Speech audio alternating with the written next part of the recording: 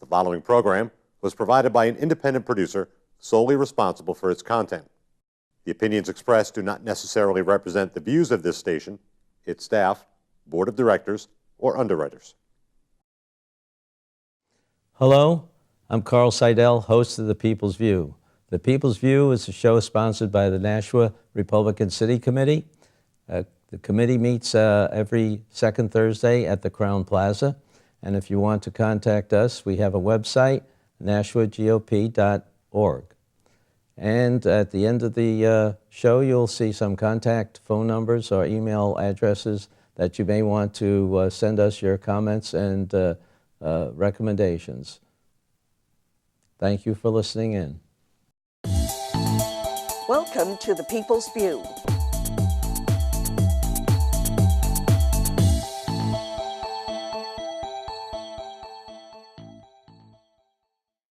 Hello, and today we have Representative Bill O'Brien from the state legislature.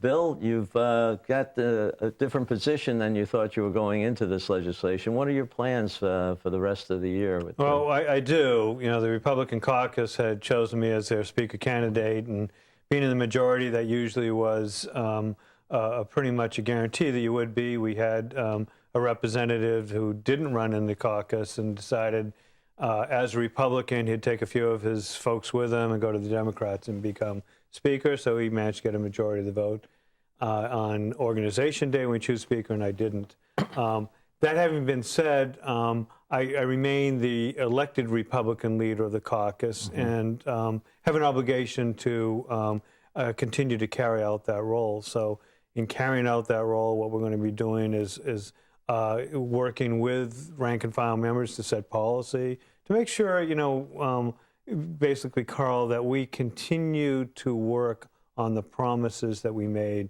to the people of New Hampshire.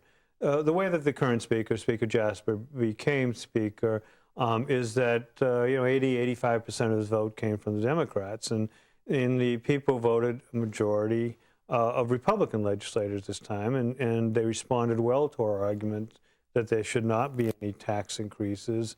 We shouldn't be increasing fees, no new or increased taxes, that indeed the largest welfare expansion in the state's history, which is the Obamacare Medicaid expansion, is something that should not be continued past this term when it comes up for renewal.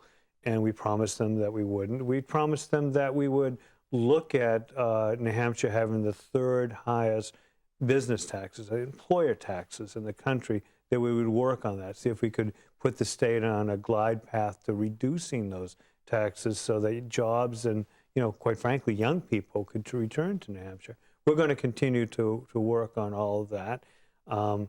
Certainly the speaker is concerned about his majority and where it comes from, and concerned about us functioning as a Republican caucus.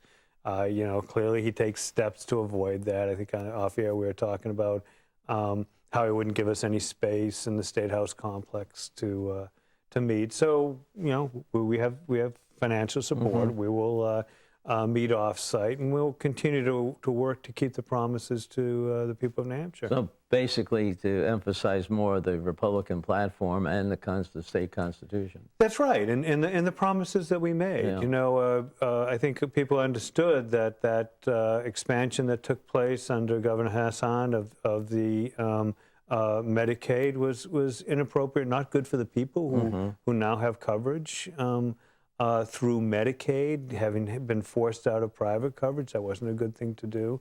We're going to work on reversing that and providing alternate solutions. We're going to be looking at the budget that is coming out of the Finance Committee over the next couple of months or so, and making sure it meets the promises made by the majority Republican Party to the people of New Hampshire when they gave us that majority.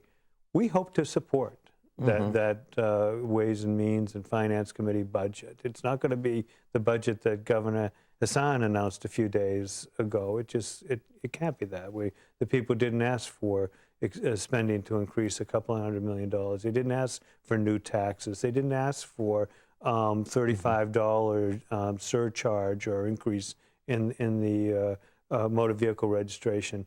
They didn't ask us to take the poorest of the poor, many of whom happen to smoke cigarettes and tobacco, which none of us think is a great thing, but it's their choice. And they didn't ask us to build our budget on their financial backs. They didn't ask that. So we're going to try to keep these promises and make sure that when we go back to the people in 2016, we can say, you asked us to do certain things, you asked us not to do certain things, and we've kept the promises that we made that we would fulfill your instructions.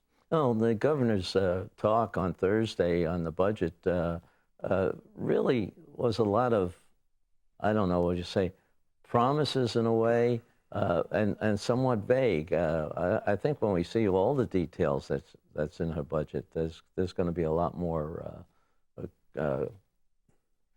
discussion on how bad some of those things are. This is a politician who, when she was majority leader of the Senate, tried to enact Maggie Care, which is price controls on medical coverage and medical care in New Hampshire.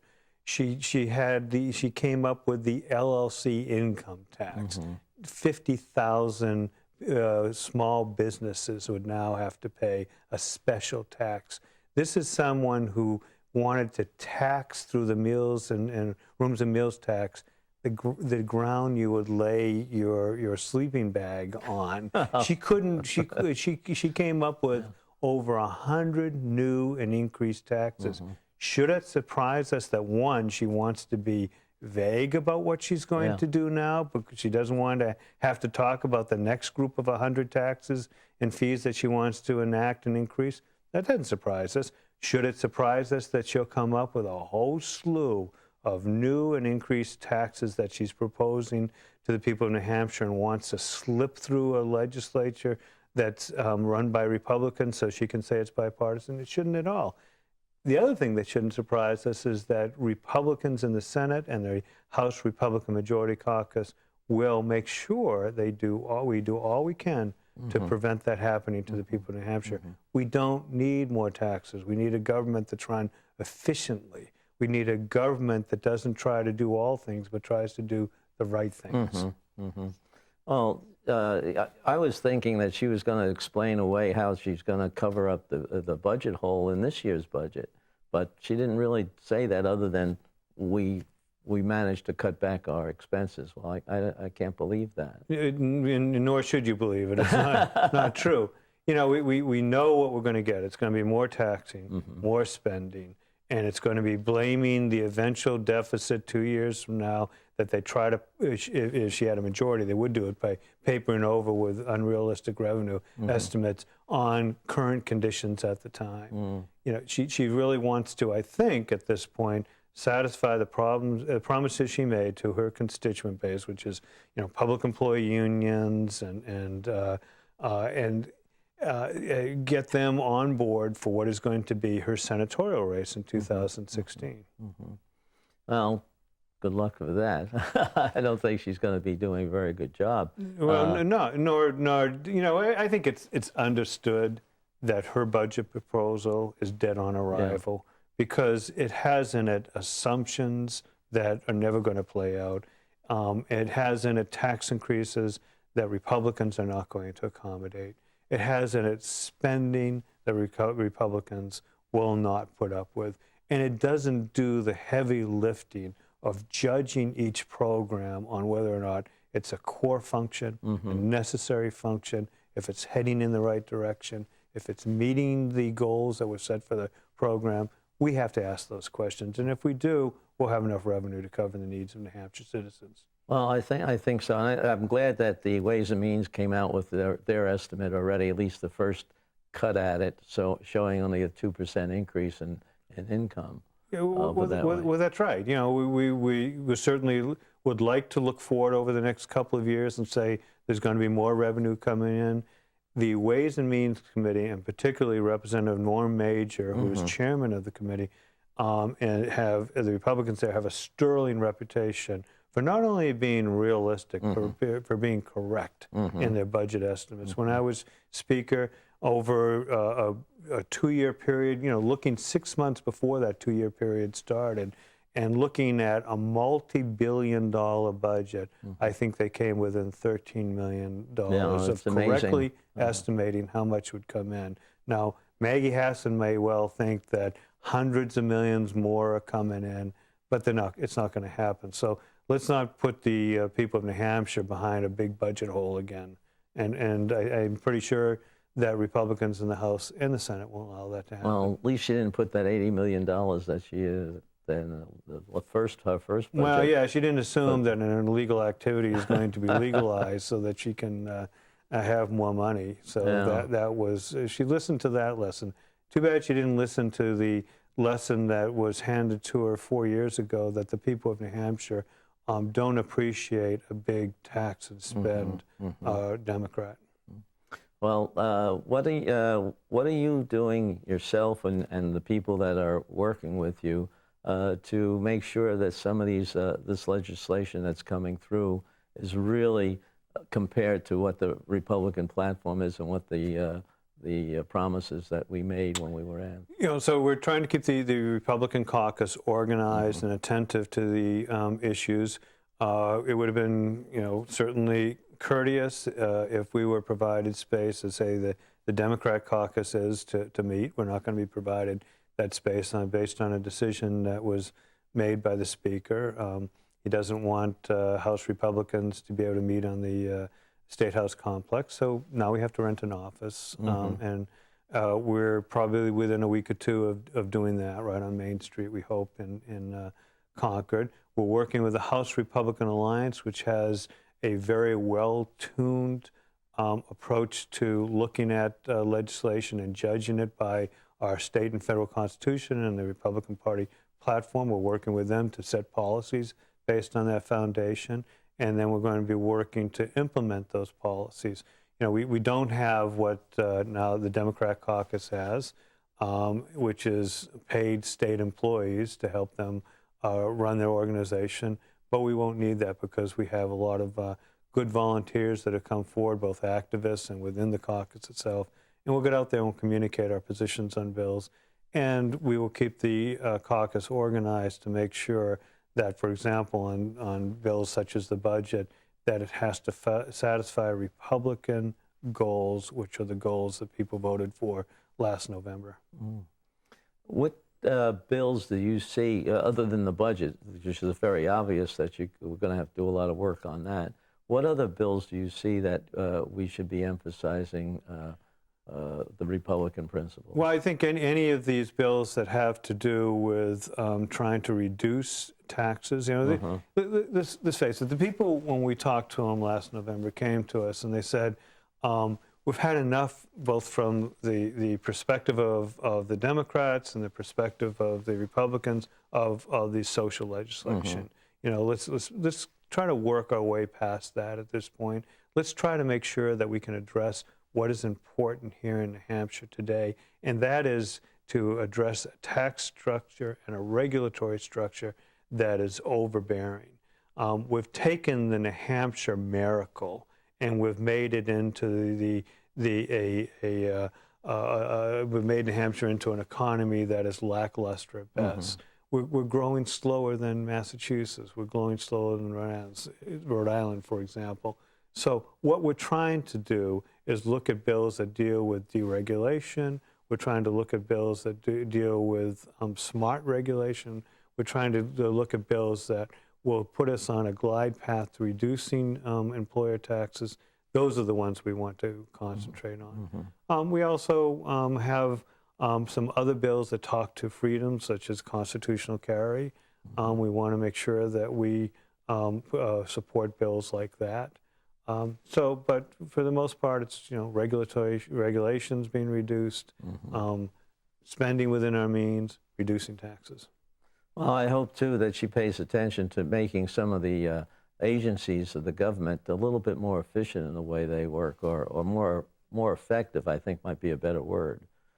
We've looked into that under your auspices a few years ago when we went after some of the regulations and how they were generated and whether they really were effective. If we had the Speaker's office as we planned to have it, we would be working on a number of those deregulation bills that just aren't going to happen this time. When you've had to turn to the Democrats to become Speaker, you can't respond to for example, the crisis that is developing in our public employee pension fund. Right.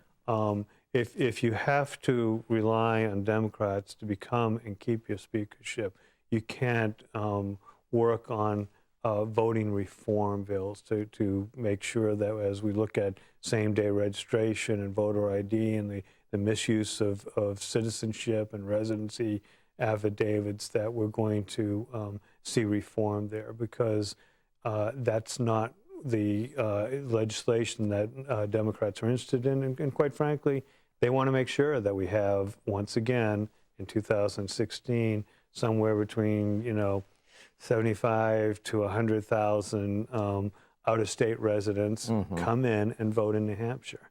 And those are bills we would have worked on. Given what happened in the speaker's race, in many instances, we're going to be looking at preventing further harm.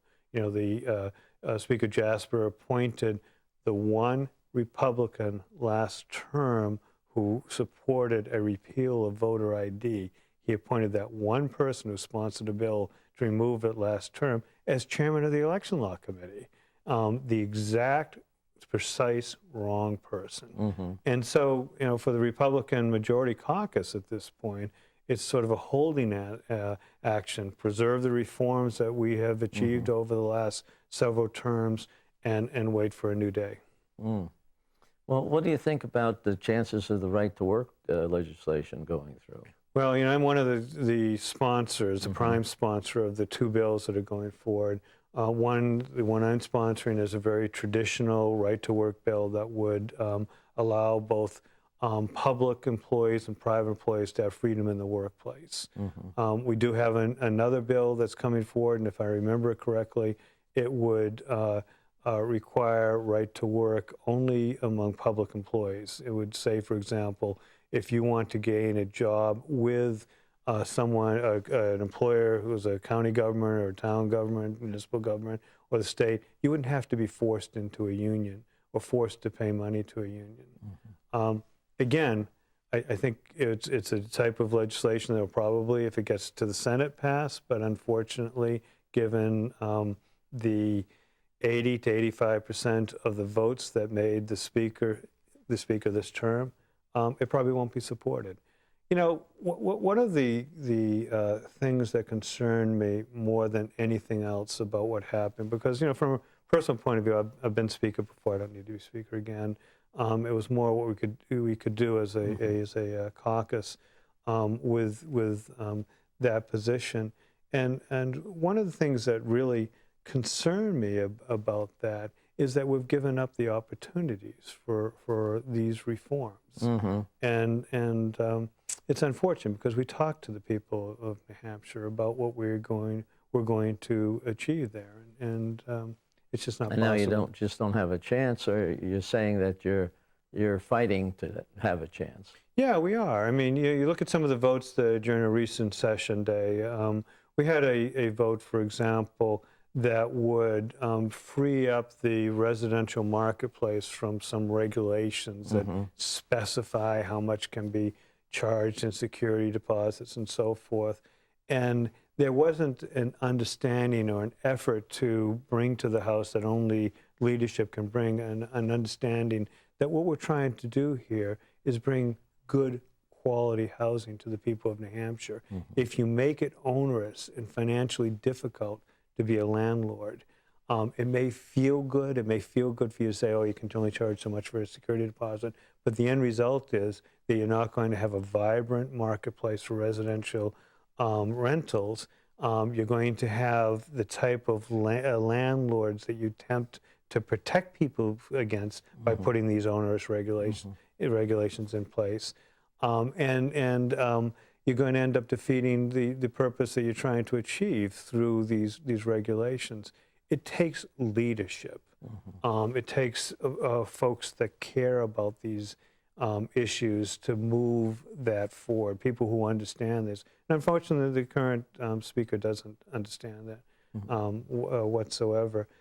His lack of, and again, it's not so much that he beat me and I oppose him, but one of the things that really concerned me was when, for example, he said, we won't push any legislation that Governor Hassan will veto. Well, you know, Carl, I don't know about you when you went in front of the voters. I know when I talked to the voters of Mount Vernon and New Boston, I didn't say, here's my philosophy. I'm going to work on right to work and on election law reform and taxes that are reasonable and lead to growth and don't suppress growth. I'm not going to work on public employee pension reform so long as the governor doesn't veto it. You know, and it promises not to veto it. That's ceding the legislative agenda to the governor. Right. You know, what intelligent leadership does is works with the governor and says, here's what you need, here's what I need, or our caucus needs. Let's work together. That's bipartisanship. Bipartisanship isn't saying we're not going to do anything a governor will veto. Yeah. That's just giving away the agenda. Well, I think that, you want to be effective, too, to show that there is a basic difference between the two parties and for the next election. That's right. You know, I gave a television interview at one point, and I got a little bit of pushback because of it. And they said, well, don't you believe in bipartisanship? And the answer is at the right time, at the right place. There's some settings in which nonpartisanship is very important. If we are involved as Americans in international issues, we should have nonpartisan approaches. There's other times that bipartisanship should work. We should look at important legislation. If we have to put together a budget, there has to be a budget. Come up with a bipartisan budget. It'd be ideal if that could happen. There's other issues where you owe it to the people who elected you to present what your position is and stay with your position. You know, on some issues, for example, I believe in the rights of the unborn, and that there's a person there. And you know, that's not something where, you know, bipartisanship particularly works. You know, I'm not going to back off and say, well, you know, I'll agree with you up until, you know, 4 months there's no life there, and afterwards, you know, and so there's appropriate positions where there should be bipartisan, and otherwise you should stick to your principles, and I think that's important. What we see is folks running the House, unfortunately, this time, who either don't have the courage or the convictions, or have no convictions. Well, you're getting support from all over other places, and you've gone out to Iowa. Can you tell us a little bit about your trip to Iowa? Sure, absolutely. I was invited out there by Dave Bossy, who's a friend of mine and head of Citizens United. And Citizens United and Congressman Stephen King from Iowa sponsored an event that they called the Iowa Freedom Summit. And they invited in a number of prominent conservative speakers and conservative individuals who will probably run for president. You know, folks everywhere from Donald Trump to Scott Walker and Senator Ted Cruz, and well, I hate to leave out any names because there were just some great people out there. And he asked me if I'd talk about what this means to New Hampshire, along with Iowa. And the theme I tried to develop there is that there are 3 states that are in a unique position. They're the early decision-maker states. First in the nation caucus is Iowa. First in the nation primary is New Hampshire. First primary in the South is South Carolina. Those 3 states are the early decision-maker states. And the theme I tried to develop was that we have a responsibility that we ought not to walk away from. And that is responsibility to make sure that a conservative is nominated in each of those events, whether it's the caucuses or the primaries. In the past, the media and, quite frankly, a lot of the elite in the Republican Party have taken the position that we ought to nominate a moderate, you know, because then we can reach out to the Democrats. And the legacy media has been very, very happy over the years to say, oh, you ought to do that. You ought to nominate, you know, this is the good people. I don't want to, you know, Senator McCain's a good person. Mitt Romney clearly would have been a much better president than Barack Obama. But these are people who come from the moderate wing of the party. And then when they get nominated, we've seen it. The media just turns on them. and marginalizes them. And they don't have a place they can fall back on to say, I want to talk to you now about what are the traditional Republican values, because they don't believe in them. They don't feel them the way perhaps you and I do. I certainly feel that way about these are the values of America, and they can't go out and gain that majority that will come by being a conservative in a country that is a majority conservative country. And so we have a role here in New Hampshire, in Iowa, and South Carolina to make sure that we don't fall prey to that again. And whether it is one or the other conservative candidate, let's make sure our conservatives win these early events so that we can send on to the other 47 states a conservative Republican, and send on to the general election a conservative Republican as a choice for a change. Mitt Romney, great guy again, but we gave away the one issue that we should have been talking about, which is Obamacare, because there was Romney Care. And we have in John McCain a person who instinctively likes big active government, and we lost our argument about individual responsibility and limited government. If we can make those arguments, we will win. And moreover, and it's just not tactics, we need Republican conservative governance to turn this country around. It's very important that we return to the traditional values that are embodied in the Republican agenda. So you're essentially saying we got to get out and make sure the voters are hearing us. Yes. To communicate better, to get this Republican platform and the way we approach government, I guess a Republican-type government. Yeah, and so we're going to take a number of steps to do it. Step one was the Iowa Freedom Summit. May 9th, there's a Freedom Summit in South Carolina. It would be, we hope, a very similar, well-received event. I've been invited to go down and speak at that. We're going to have a Freedom Summit here in New Hampshire in June. Again, we'll have folks coming from across the country to talk about the importance of these issues and to connect these conservative candidates with New Hampshire voters. Also, the House Republican Majority Caucus is going to be sponsoring a one-on-one session with conservative, presumptive presidential candidates. No one's announced at this point, so we can only guess. But we're going to be inviting some folks in starting in March, once a month, and we're asking, Republican activists, and let's face it, the Republican state representatives are the Republican activists, because the point I made out in Iowa, which is correct. We're not career politicians. We don't get paid doing this. We're just activists who are out there and got ourselves elected to the legislature. I want to connect them with these presidential candidates and vice versa. I want to ask any activists in Republican activists in New Hampshire to come. The events, all these events will be free, and just connect. And particularly those presidential forums will be one where it'll be just one-on-one, 3 or 4 hours, no speeches.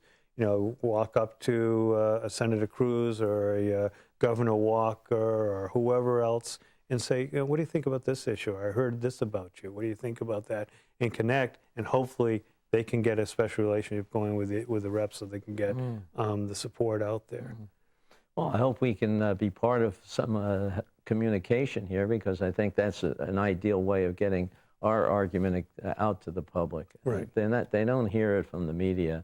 I mean, you've experienced the demonization, let's say, when you held office, something that, it's my personal belief, isn't really truthful, because of my interaction with you has been completely different from what has been made public. But look at we know they do this. As part of what I've been doing recently in trying to connect conservative activists to these presidential or presumptive presidential candidates, I've met Dr. Ben Carson, for example, and we'll have him in. And delightful, thoughtful individual, a person of great courage in his personal life and great accomplishment in his profession as a pediatric surgeon. And we have the Southern Poverty Law Center, which is supported by $300 million in federal and other donated funds, naming him to their extremist list just because he opposes gay marriage. Now, we don't have to get into gay marriage to understand that a position that Barack Obama was taking up until a year ago is not, by definition, I would assume, an extreme right position. And yet we have that group, that leftist liberal group, naming him to an extremist list along with the Ku Klux Klan and neo-Nazis to try to scandalize him. And we see, for example, Newsweek talking about how Rand Paul is an abortion extremist because he believes that there are rights, that the unborn has rights. Now, you know, how, I can't really see, but I can understand that there would be people on both sides of those issues, but it doesn't make you an extremist, one side or the other. These are difficult issues. And so we're going to see it taking place again, because that's what the liberals do. Their philosophy of big government, overactive government, is bankrupt. Everyone knows that these policies don't work. They've been demonstrated again over the Obama presidency. They don't work in foreign policy. They don't work domestically. So all they're left with is what they were left with when I was Speaker, which is, let's go scandalize this guy. Let's go demonize this guy. Let's go, talk about how he's a really bad person. And so we're going to see that happen. We have, what scares the bejeebers out of them is we have a great class of presidential candidates this time coming up. These are well-accomplished men. You look at Scott Walker's 11 races in a Democrat state. One of them, Wisconsin, one of the most liberal states. Yeah. You will see them go after Senator Ted Cruz and Rand Paul, all these great conservatives in ways that are just harsh. But I think people are starting to catch on. I don't know if you followed that race for Senate out in Colorado where they had this senatorial candidate. All he could talk about was war on women, and people started laughing at him in the end, saying, what are you talking about? He didn't have anything else. He had nothing else, and they knew it wasn't true. So I hope that people realize they've played out their card here. Well, I like it too. That I don't like it. I mean, that's not the word. But how they pick on people. This woman senator who was in the military. Joni Ernst, she was out in Iowa. She spoke, I don't know, a couple of speakers after me. But they wanted to say that she wasn't in active war zone. And she was, it's just that she never got shot at. But, isn't that awful? Yeah. And they made, she did the State of the Union rebuttal, and she made a point about how in her life, her family finances were such that they had to put bags over their shoes. And, the West Coast and East Coast elite thought that was absurd. I came from a family of 7 children. My father was a military officer, but we weren't rich people. And I can remember going to school with, I was embarrassed, I'm sure she was, until you saw other kids doing it with bags on your shoes, with bread bags on your shoes, because you folks didn't have the money to be buying a bunch of shoes for kids. Or the boots, that's just what we did. And they made fun of it. They don't understand where America is. These liberal elites, they've lost track of where America is. It's great that we're prosperous now and kids don't have to do that now, but there's a tradition of sacrifice for our children and sacrifice so that we can gain prosperity, and these people don't understand it whatsoever. No. That's a shame on that. But there's so many things that we can do, and I like the program that you're saying that's going to be coming up here, and look forward to when we get here talking about it and maybe introducing it, make sure that people know these things are occurring. And that would be real helpful if you do that. We're going to have one a month, and starting in March, we want to have it each month thereafter until December, and give these candidates an opportunity to connect with the conservatives, that they can become as excited about it as all of those us who have had a chance to meet these candidates. My greatest difficulty in doing this is that I meet all these candidates, and they're all great. They're just people, each one of whom would be such a breath of fresh air for America. They are. I really enjoyed seeing a lot of them a couple of years ago, but I went to school in Wisconsin, and I had a lot of friends out there, some of them Democrats, who really liked Walker. And I think that we're going to have the Republican convention in Ohio, and there's another governor that's doing real well. Yes. I don't know, he was the last one that balanced the budget when he was in the House. Right. And you have Christie, and you have a few other governors that. Yeah, I mean, that's the problem. I'm trying to mention any particular names because it's just a whole bunch of great candidates or presumptive candidates coming forward.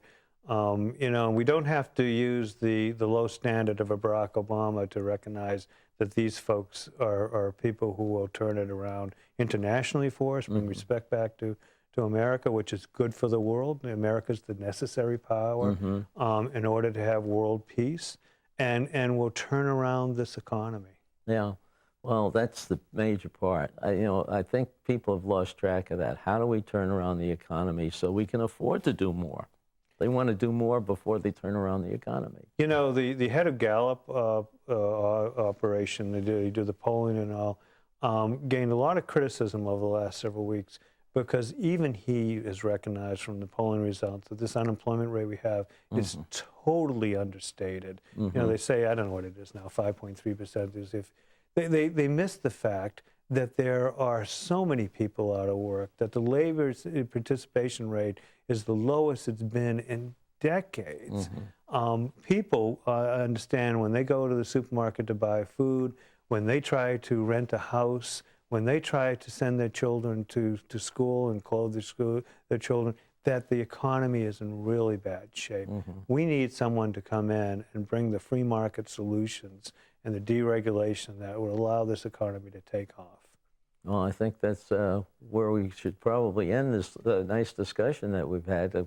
But I agree with you on all those points, and hopefully we can talk to you as the legislation goes onward and see what happens, see what your programs are doing. Okay, we'll check in with you, Carl. I'd love to do that. Well, very good. Thank you very much again. And the audience, I think, will like to come to the Republican meetings. They're held on the second Thursday of every month at the Crown Plaza. We invite you there. You'll hear some of the speakers, too, talking about their ideas for the future of the United States. And look towards those programs to find out more about what the Republican Party is doing in New Hampshire. And thank you for listening in. Thank you, Carl. Right.